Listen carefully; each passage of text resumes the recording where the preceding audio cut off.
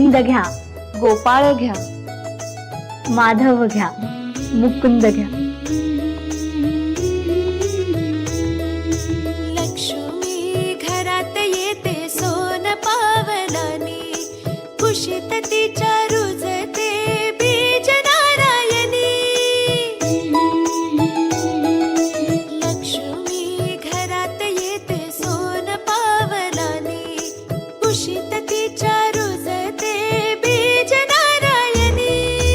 पाळणा नवसाच्या लेकीचा, पाळणा चार भावांच्या बहिणीचा.